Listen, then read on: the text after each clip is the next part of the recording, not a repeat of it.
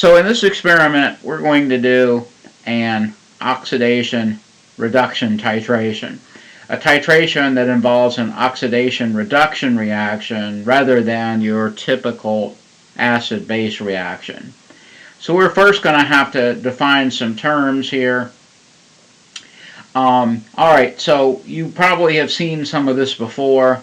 So what is an oxidation-reduction, redox for short, reaction?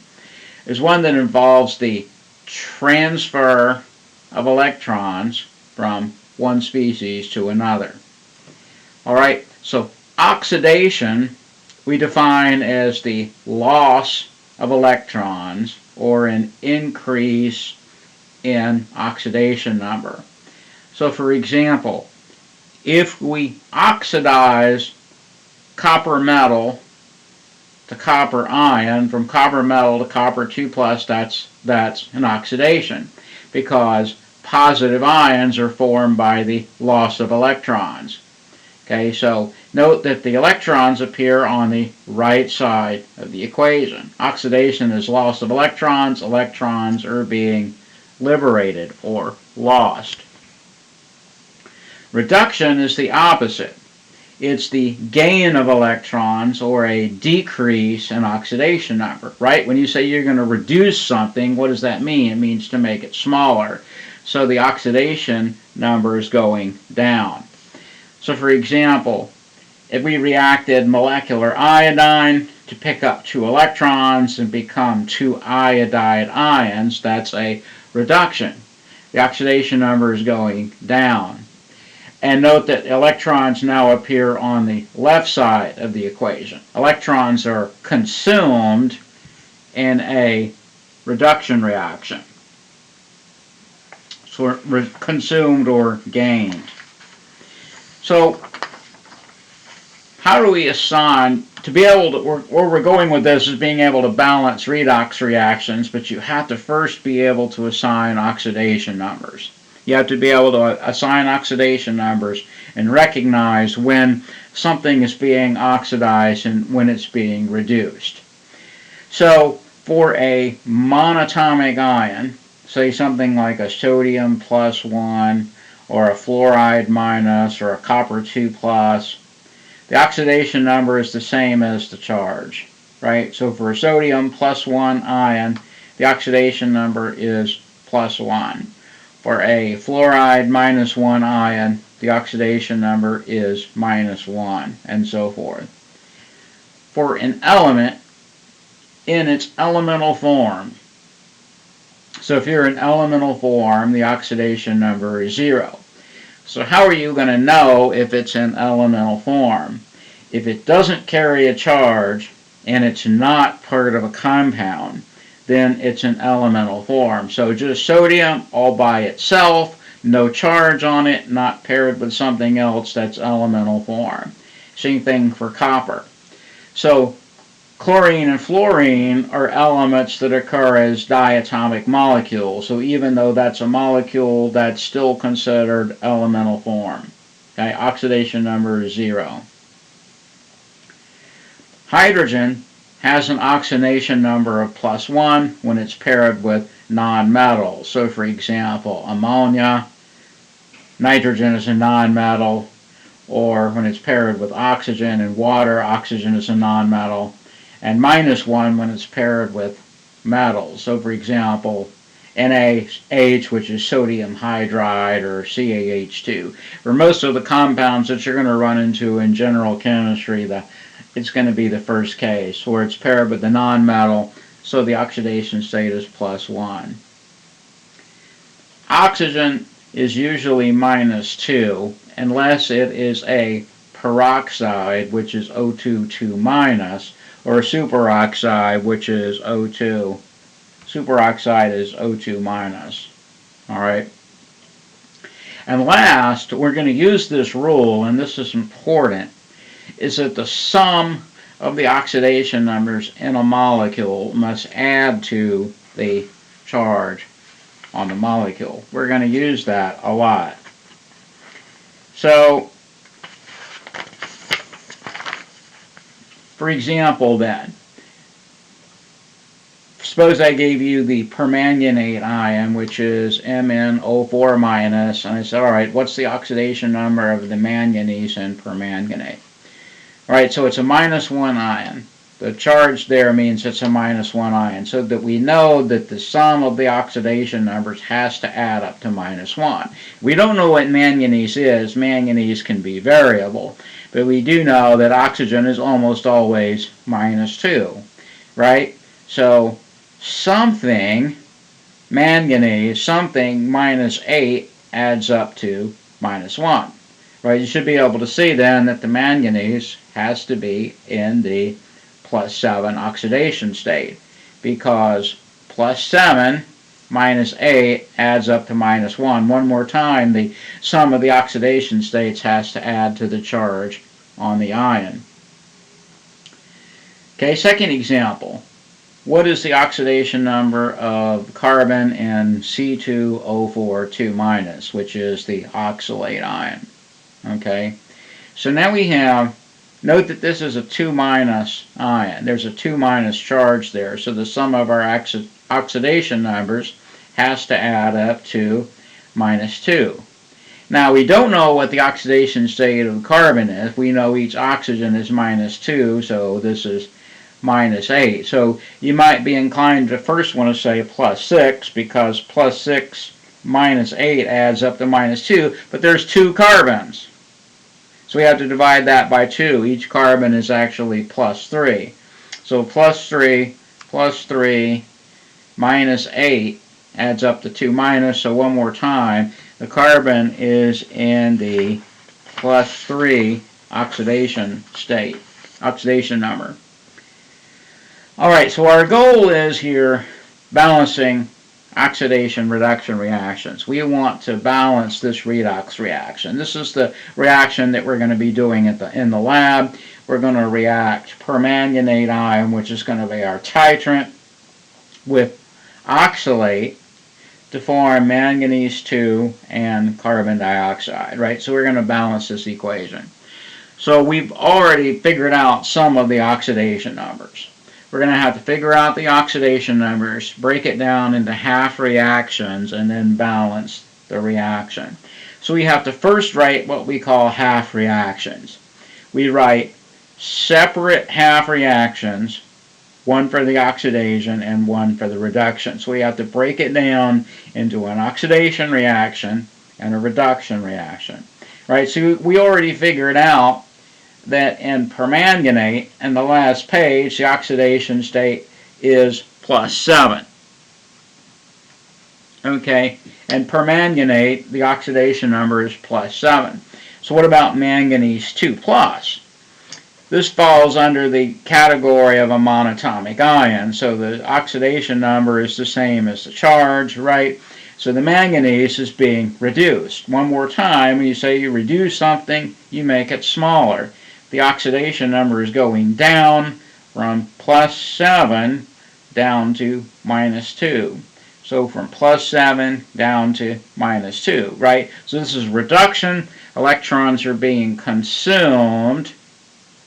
So the electrons go on the left side of the equation. So a permanganate, it should be at 1-. A permanganate plus 5 electrons makes manganese +2. Manganese is being reduced from +7 down to +2. Now, what's our oxidation? We're going from oxalate ion to carbon dioxide. So we already figured out on the previous page that the oxidation number of carbon in oxalate is +3. You should be able to see that in carbon dioxide, it's +4. Right? We have 2 oxygens. Oxygen is almost always -2. That makes the oxidation state of the carbon +4. Right? So oxalate is going from carbon +3 to carbon +4. From +3 to +4. So when we write our half reaction, we have to be careful there, because we need to balance the carbon. There's 2 carbons in oxalate. So the C2O4 is going to make 2 CO2, so it's actually 2 electrons transferred. 2 carbon +3s become 2 carbon +4s, right? So we have a reduction that consumes 5 electrons, and we have an oxidation that wants to liberate 2 electrons. So we did the first step. We broke it down into half reactions, and we figured out the number of electrons transferred in each step. Now the next step is that we balance the charge. The charge has to balance. Electrons are consumed in a reduction, because to make the oxidation number go down, electrons are consumed. Those electrons aren't coming out of a vacuum. They're coming from the oxidation reaction, right? One of the first things we teach you in Chem 1 is, when you balance equations, when you balance chemical reactions, the mass has to balance. Well, this applies to electrons as well. When you balance a redox reaction, you have to balance both the charge and the mass. You balance the charge first and the mass second. But we have to balance the charge. So we have one more time, we have a reaction that wants to consume 5 electrons and another reaction that wants to liberate 2. The lowest common denominator between 2 and 5 is 10. So to make this balance, we're going to do the permanganate reaction twice, right? That involves 5 electrons, so that's 10 electrons total, 2 permanganates down to 2 manganese 2s, and then we're going to do the oxidation reaction twice. That liberates 2 electrons, so 2 times 5 is 10. So to balance the charge, we say 5 oxalates, 2 permanganates make 2 manganese 2s and 10 CO2s. If we were to write it out, we'd have 10 electrons on one side, 10 electrons on the other, and the electrons would cancel. So next we have to balance the mass. So far we've only balanced the charge. All right, this is balanced for charge, but it's not balanced for mass. So what we do is we have to add, we're doing this in acidic solution, so we can add water and we can add hydrogen ion as we need to balance the equation. So we're going to add water to the side that needs oxygen. All right, so we have 28 oxygen atoms on the left side and 20 on the right side, so we're going to have to add 8 to the right side. So where am I getting this? We have 5 oxalates. 4 times 5 is 20. 2 times 4 is 8, right? So we have 28 oxygens on the left side. We only have 10 times 2, we only have 20 oxygens on this side. So we have to get 8 more oxygens on the right side of the equation. To do that, we're going to add 8 waters. Right? So we balance the oxygen, but we're still not home free, okay? Because now we have to balance the hydrogen. The equation didn't have hydrogen in it before, but we can't add oxygen without having to add hydrogen at the same time. So now we have to balance the hydrogen. So we added 2 times 8, we added 16 hydrogens to the right side. So to achieve the final balance, we're going to have to add 16 hydrogens to the left side. So here's our final equation then. 16 hydrogens plus 5 oxalates plus 2 permanganates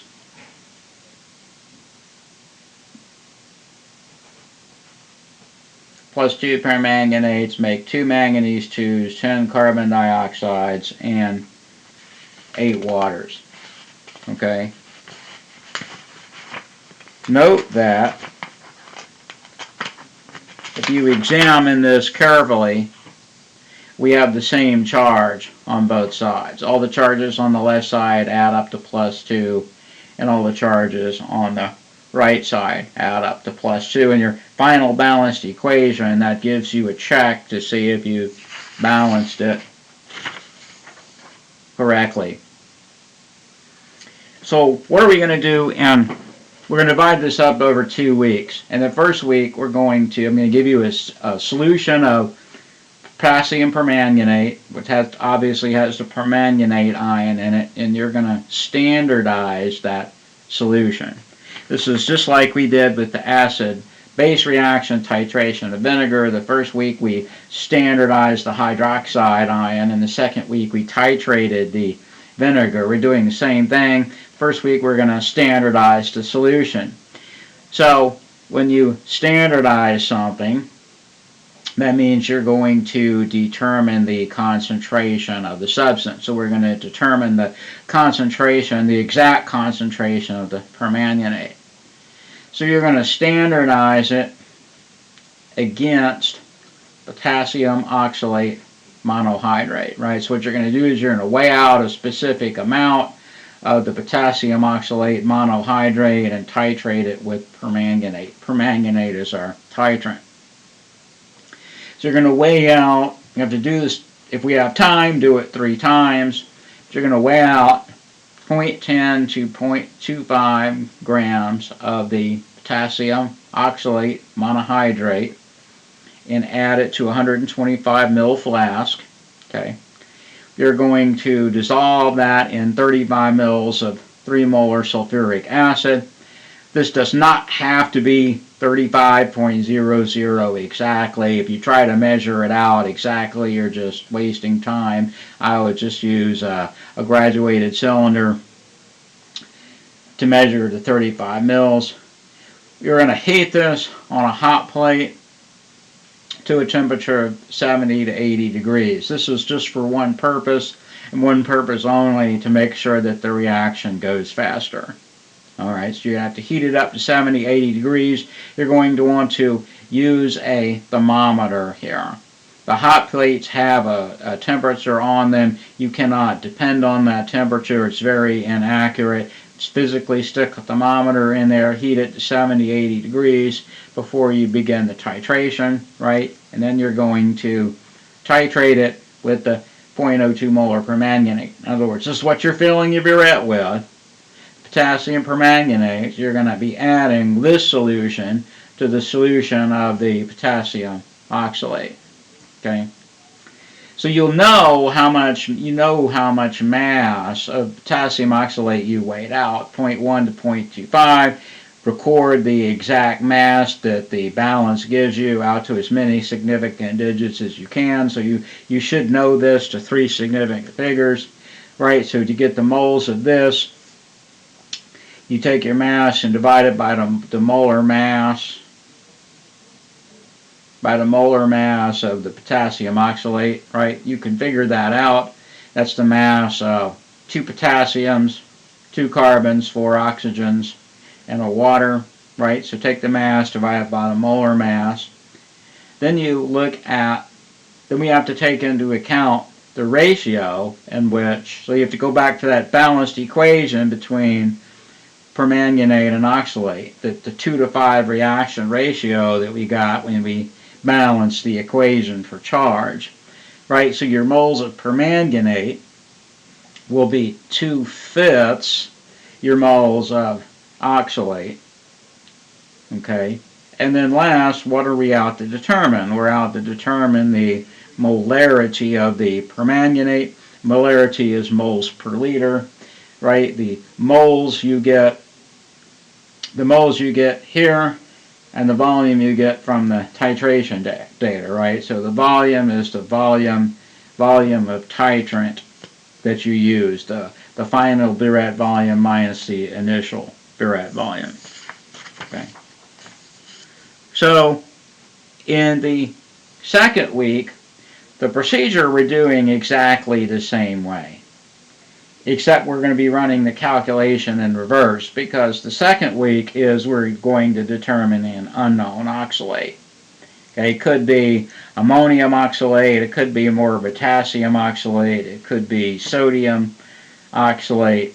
You're going to determine the mass percent of oxalate in the sample. We're running the reaction the same, we're running the calculations in reverse, because this time you're using the permanganate to determine the oxalate.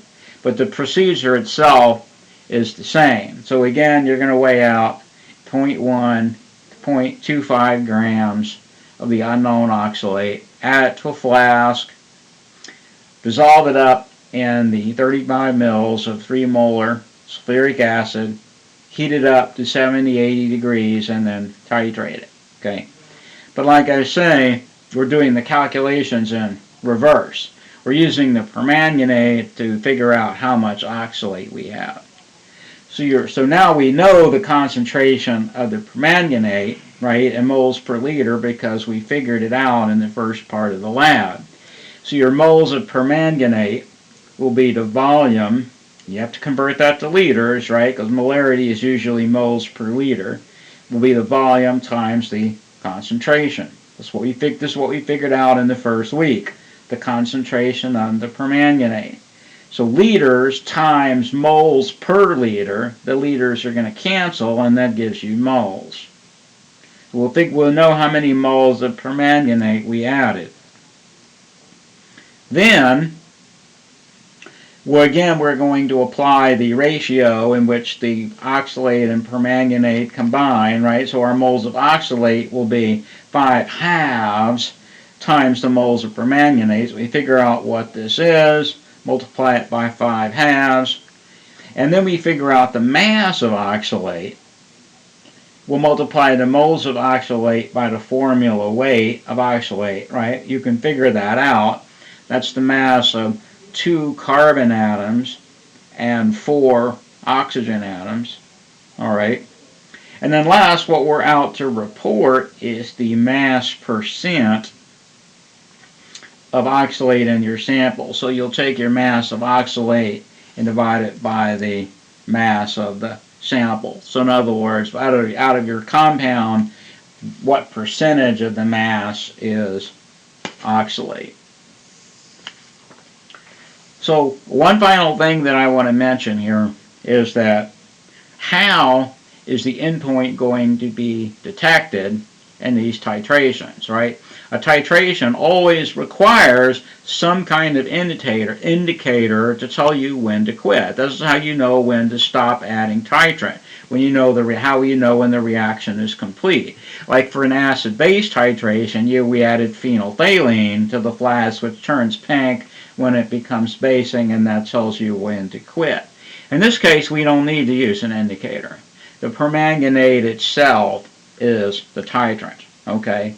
The permanganate ion, this is what we're titrating with, this is what we're filling the burette with, is intensely purple in color.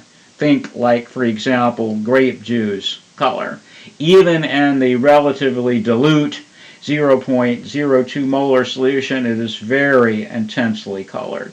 And yet, what it's being reduced to, the manganese 2 ion, is colorless. All right?